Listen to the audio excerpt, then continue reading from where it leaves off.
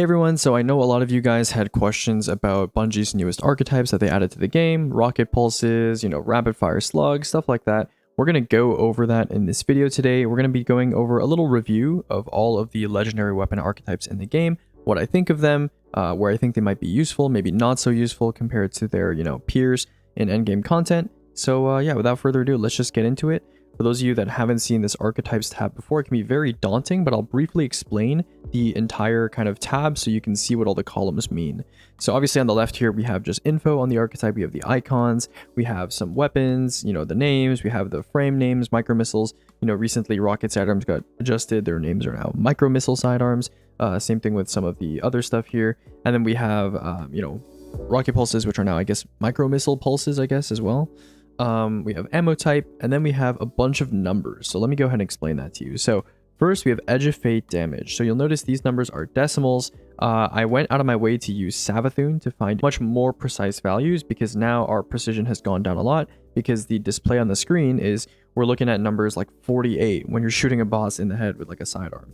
So this can make things a lot more confusing, but hopefully this has made my tier lists a little bit more accurate because a lot of the values that I had in here were slightly off by like 1 or 2 or 3, and that can definitely shift things a little bit when it comes to some of these DPS numbers. So I made sure that they were a lot more accurate. The reason why Savathun is more accurate, by the way, than something like Templar or like the firing range is because Savathun's thread cutter multiplier, there's a buff called thread cutter, and when you stack it to ×3 by killing her kind of clones or her shadows, in like the thread realm, you get this buff, and this buff allows you to deal significantly more damage to Savathun, and this will multiply numbers. And when numbers are multiplied, even if they're decimals behind the scenes, it'll be more and more accurate because I can undo the multiplication and get these more precise numbers. So I test using like 200 weapons with Well of Radiance and this thread cutter multiplier, and I get a much bigger number than I would if I was just shooting Templar. And so for primaries and stuff like that, it becomes a lot more precise when I use this kind of tool, this kind of method, instead of just relying on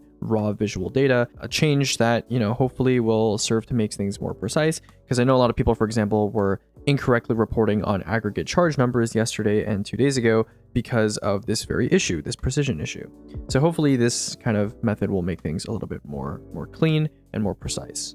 So besides that, these are boss damage numbers, right? These are boss damage numbers. So a lot of these are primaries. A lot of primaries, you're not necessarily using them for boss damage, even though that's maybe a more popular thing to do these days.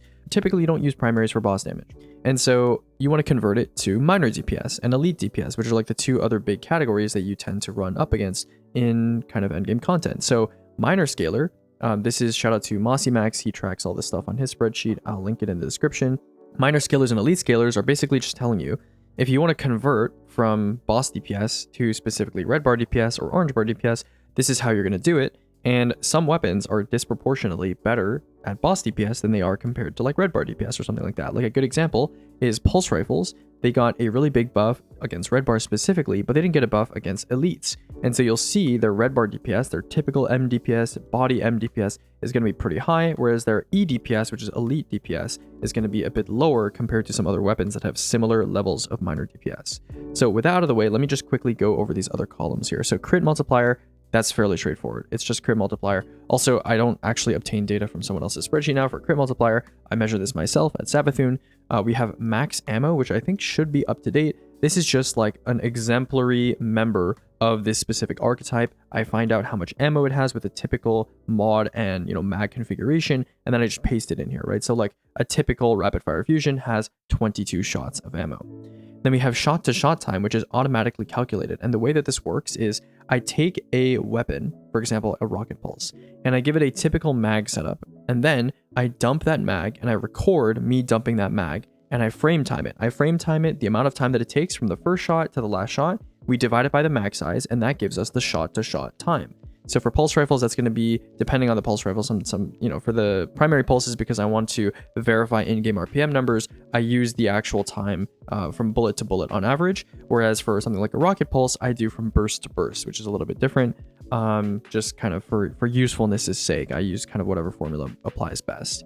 And then we have stuff like typical and max reload. I take a weapon, whether it's a rocket pulse, spread shotgun cannon, whatever it is, and I just shoot its mag, and then I reload at like a perfect timing, and I use one loader mag, flared magwell, just typical stuff, no crazy reload bumps, and I I store that number in the typical reload area, and then I do max reload with Lunafactions, and I put that into the max reload area.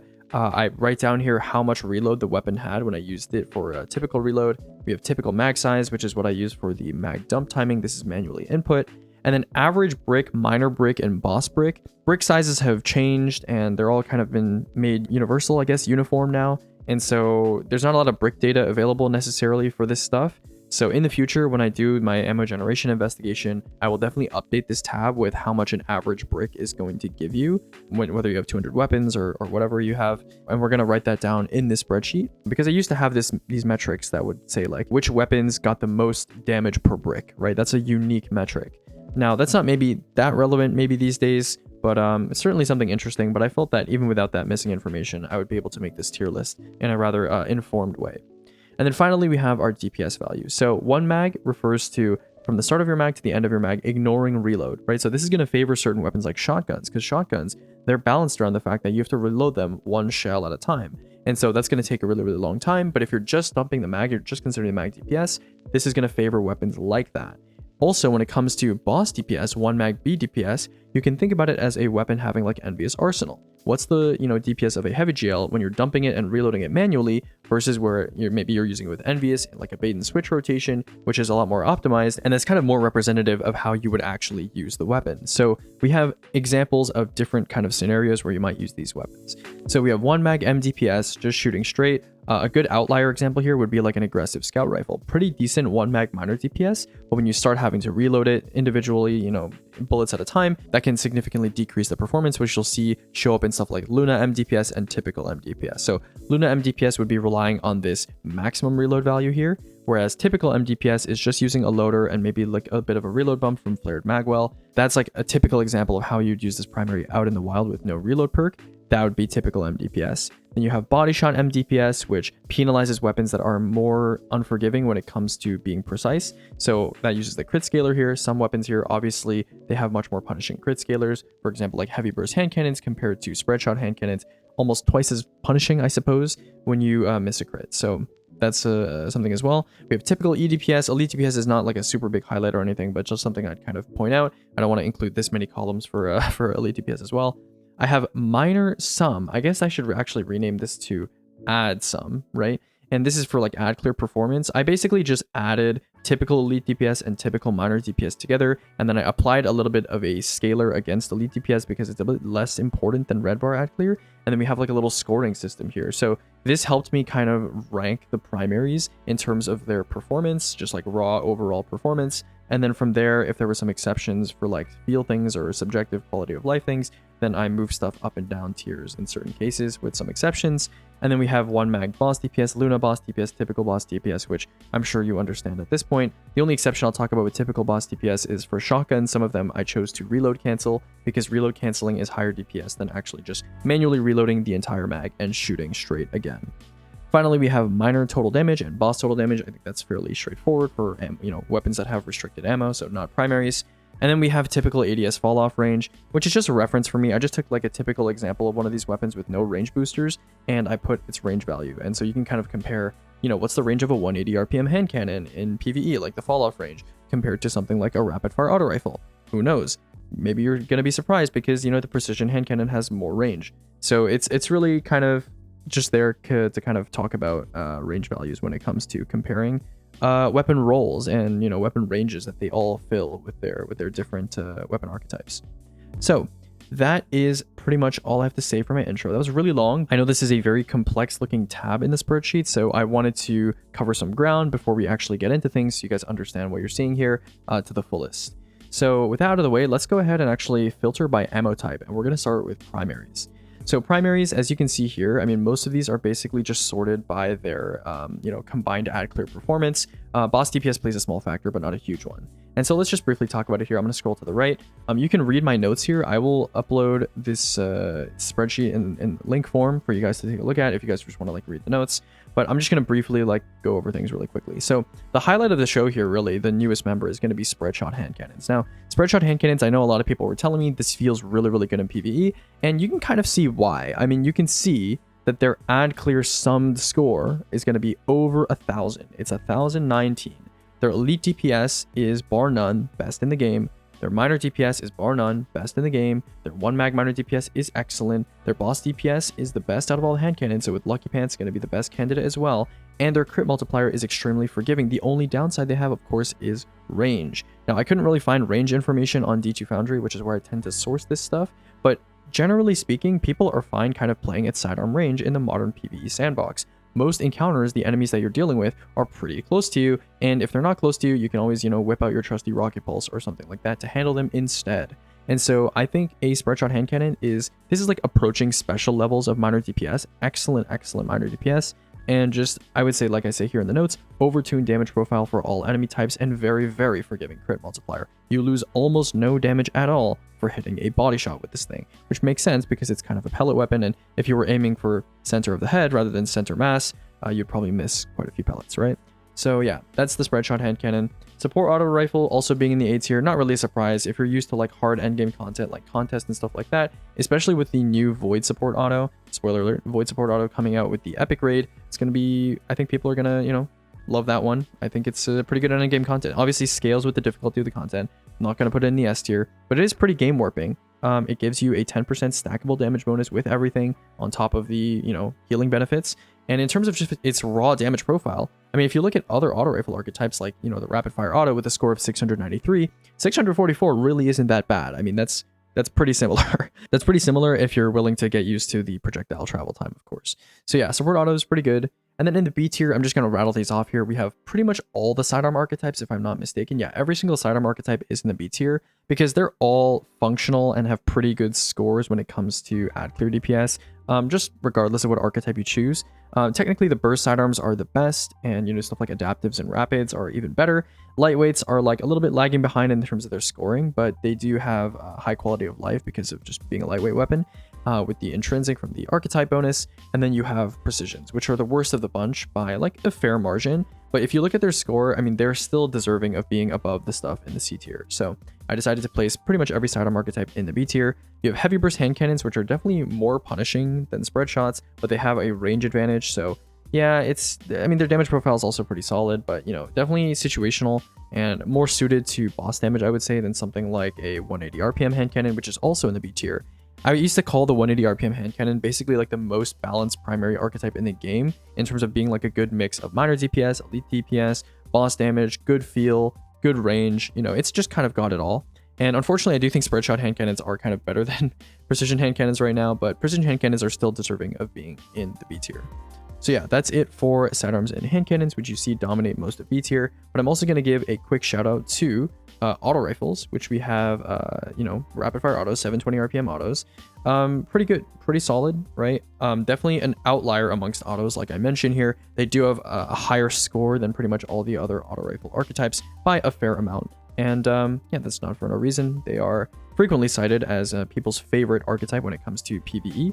And there's a lot of pretty decent rapid fire autos out there these days now. So pretty cool stuff. Obviously, this includes, I believe, the lightweight archetype as well, because they have the same RPM, just lightweight is technically a little better, but I didn't want to include two entries for basically the same damage profile, right? So the thing about lightweights is basically the same thing here.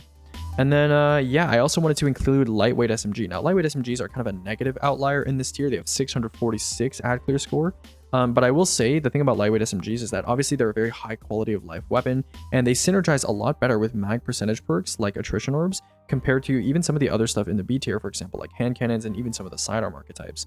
So lightweight SMGs definitely do have their role, and a lot of people do tend to prefer them in just like add clear builds, especially under contest conditions where you're kind of just spraying. You want something that can, just output a lot of bullets really quickly. So yeah, I kind of have to give it some praise for that. And of course, this is the best archetype for peacekeepers, which tends to be quite has been growing in the meta quite a lot since last patch. So I did want to give it some credit for that as well. And so yeah, that's why lightweight SMGs are going to be in the B tier. So moving on to the B tier, we have the C tier. Now the C tier is really fat. Basically, it has every pulse archetype besides high impacts and I believe aggressive verse, because all the pulses, I'm not going to lie to you, besides the two archetypes that I just mentioned, are extremely similar. I mean, if you look at their scoring, they're all within spitting distance of each other, and it's not really fair to say one of them is like significantly better than the others. So, I mean, you could say the heavy burst is technically the best, or rapid fires are a little bit better than the rest of them, but they're pretty similar, right? They're pretty similar, kind of subjective. They're all like 3 bursts besides the heavy. yeah, take it or leave it. They're pretty straightforward, and I gave them pretty similar notes for the same reason. 120 hand cannons are here because their fire rate's just like a little too low for a lot of people, and they're definitely a bit awkward to use at close ranges, and I don't know, a bit less forgiving, I suppose, than other hand cannon archetypes. So yeah, that's why they're in the C tier. Obviously, their damage profile's a little worse as well. You have rapid fire scouts, which are kind of like an outlier amongst scouts, but this time I didn't place them a tier above stuff like, you know, precision and high impact and lightweight scouts, because I looked at their scoring values and they're not that different from each other. You know, they're like within like 5-7% ish.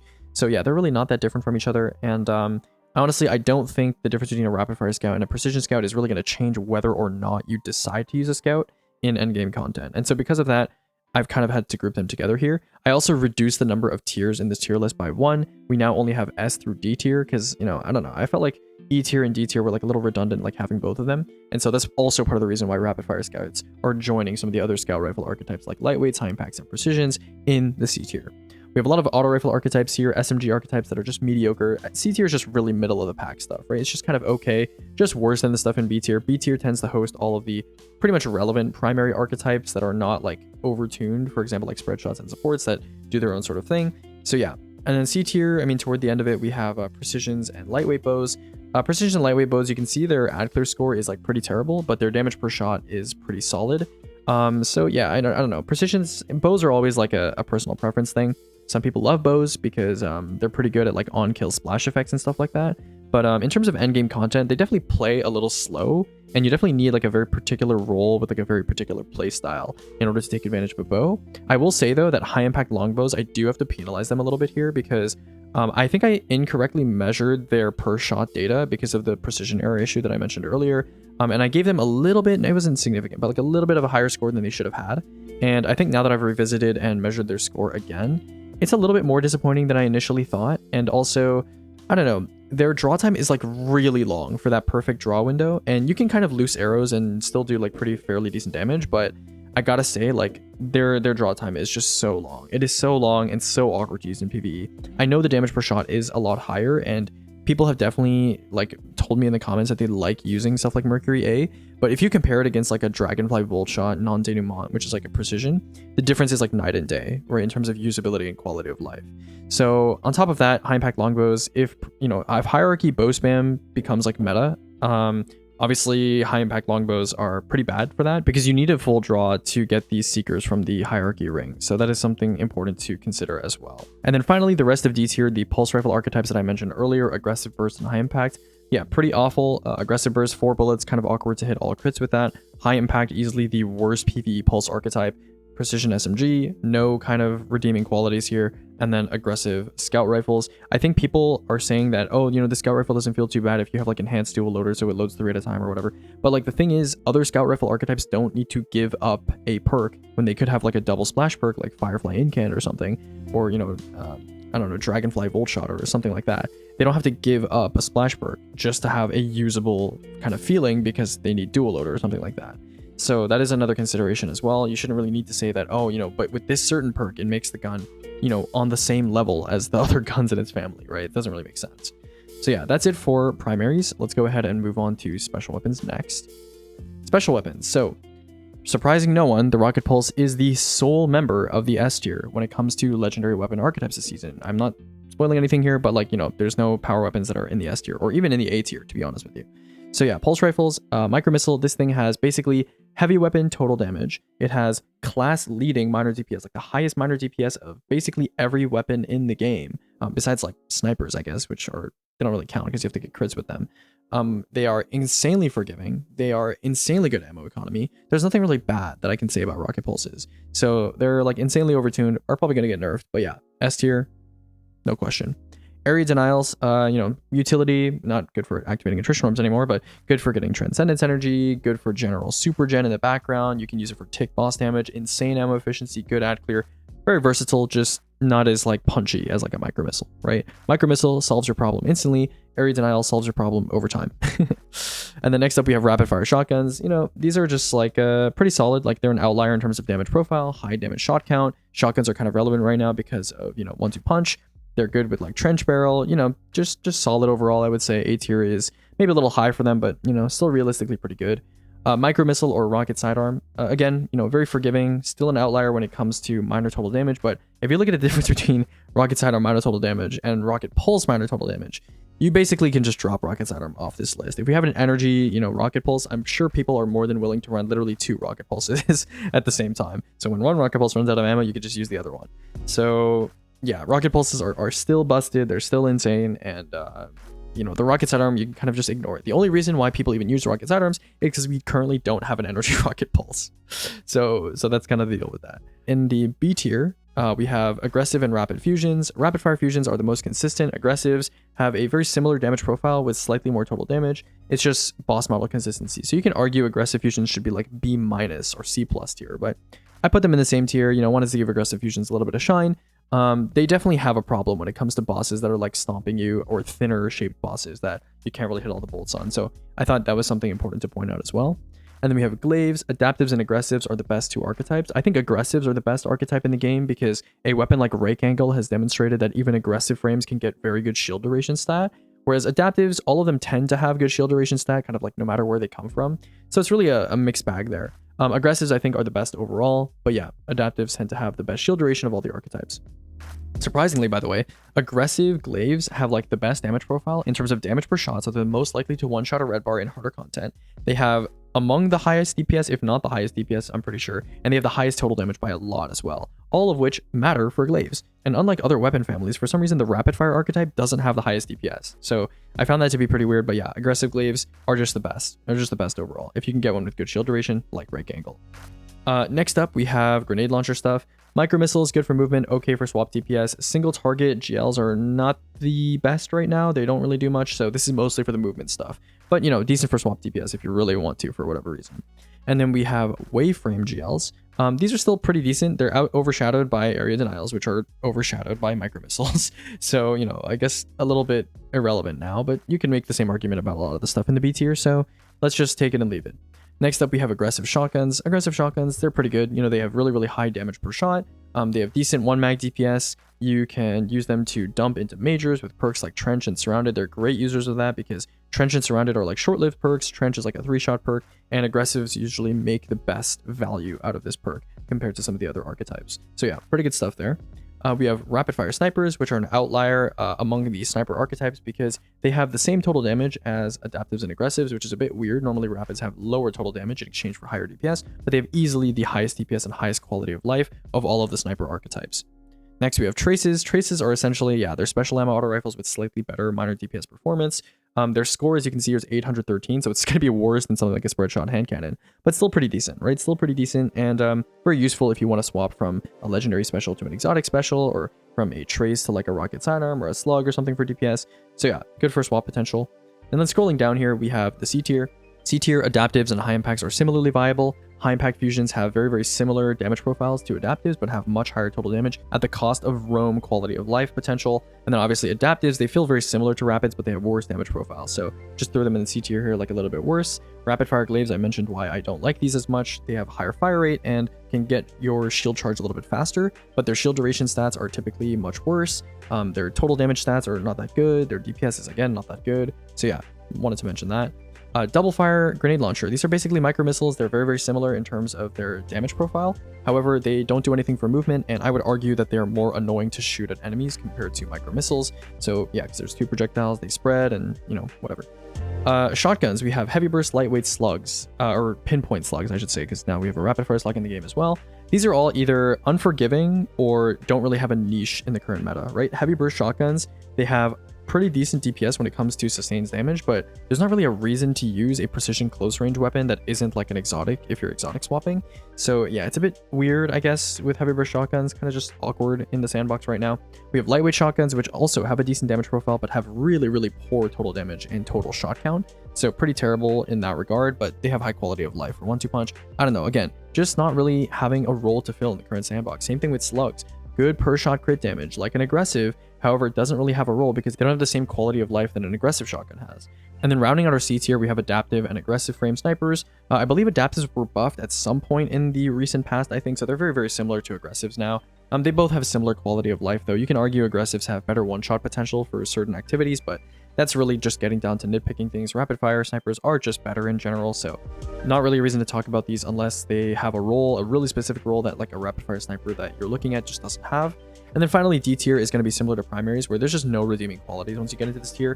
Precision fusions are just worse than all the other fusion archetypes in every single way. Lightweight grenade launchers have an awful damage profile compared to double fires and micro missiles. You have precision shotguns, which are just worse than all the other archetypes in every single way. And then rapid fire slugs, assuming assault mag is unintended, which we've never had assault mag boost a shotgun's RPM by 50 RPM before. So I'm going to assume it's a bug, right?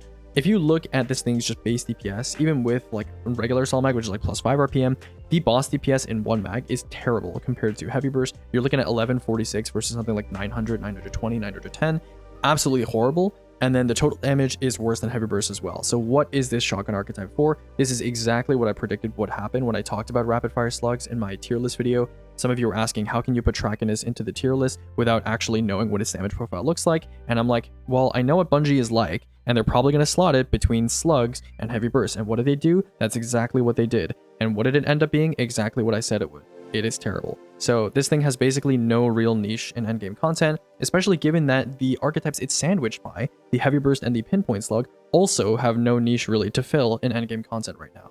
And so, yeah, I'm sorry if I sounded a little intense there, but you know, it is what I said it would be, right? So yeah, and then glaive melee at the bottom here, this is just for reference. I don't even have a value for it yet because we haven't done ability testing yet, but when that comes out, that'll be in here too, in case you're interested in looking at base glaive melee DPS amongst some of this other stuff here. Okay, finally, we have power weapons. So power weapons, unfortunately, nothing in the S tier or even the A tier. And I've talked about how legendary power weapons are kind of being power crept in general right now. I mean, think about the heavy hitters that people tended to use in the past in optimized scenarios. You have grenade launchers, you have maybe some swords, you have rockets, and then think about how well those options are performing right now compared to what everybody is using, which is just rocket pulses and finality PKs and stuff like that. Like, it just doesn't really hold up. And so hopefully maybe some of these get buffed or maybe some of the other options get nerfed. Knowing Bungie, it'll probably be the latter, right? Bungie doesn't tend to take the buff underperformers stance as much as they should, in my opinion. But regardless, we'll talk about that in like another game balancing video at some point. But yeah, in the B tier here, we have, surprisingly, crossbows. I think crossbows, reevaluating them and looking at their DPS, I think they have potential in, you know, total damage scenarios, especially if you're willing to use them with reload assist, with stuff like Rain of Fire, Speed Loader Slags, you know, Whisper of Impetus, Facet of Command, stuff like that. I think they do have some use there because their RPM is theoretically very high if you don't manually reload them. So, you know, potentially I want to look at these again and experiment with them in some rotations, and maybe they'll perform a little bit better than I expect. But I think B tier is fair for now, especially with Bungie's willingness, their growing willingness to explore much longer damage phases like that of Corregos in Desert Perpetual. We have grenade launchers in the form of adaptives and rapids, which are both essentially identical in damage profile. They're almost the exact same now, so there's almost no difference between the two.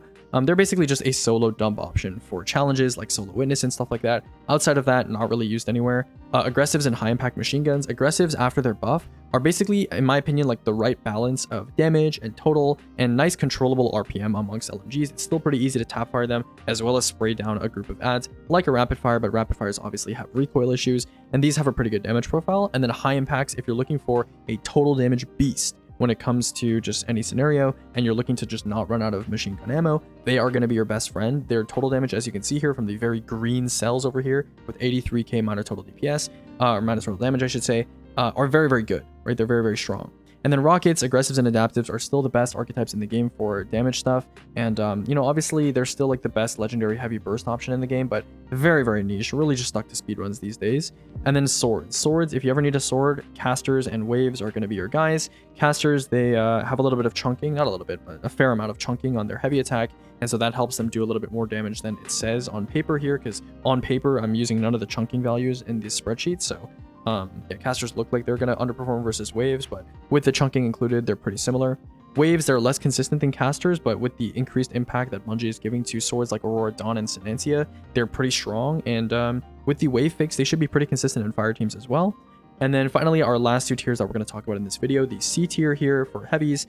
Compressed waves are, like I've mentioned in previous videos, have very, very similar damage profiles to the other heavy GLs in the forms of, you know, adaptives and rapids, but obviously they're a bit more restricted because you can't use them on flying targets and you can't direct impact targets with them, so a bit more awkward to use, but easier to use on the bosses that you can use them on. And now that wave kind of simultaneous waves have been fixed, definitely potentially viable. We just haven't really gotten a really, really solid compressed wave option yet. So I'm hoping that maybe like the next Hullabaloo iteration, or maybe another kind of legendary compressed wave will come out that will blow everyone's minds, and maybe people will get to using it because it's a really easy option to use.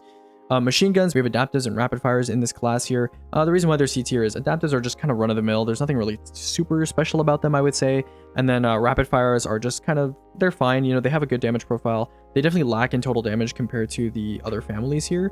But they're like fine. They just have like recoil issues in my opinion. And if you're kind of playing the tap fire playstyle, they're not that great. And then rockets, high impacts. I think high impacts are maybe a little bit overlooked by the endgame community because they do have higher total damage by like a relatively substantial amount over your regular, adaptives and aggressives. And so if you're not too worried about total damage, like their DPS loss is not insanely massive, I guess. So they're like okay, but I would still recommend adaptives and aggressives, obviously, if you're just going for raw DPS dumps, which is a lot of the time what you're doing with a rocket. So they just strike like a weird middle ground, but definitely don't like ignore them completely when it comes to considering stuff for damage.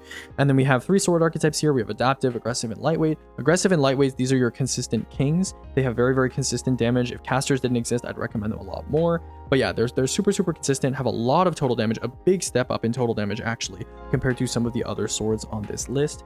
They just do lose a little bit of DPS compared to something like a caster or a wave. And so I placed them a bit lower here, but it's not like hugely substantial or anything. They're just like pretty good. And if we ever get like really, really solid aggressive and lightweight options, I'm sure people will reevaluate their stances on them as well.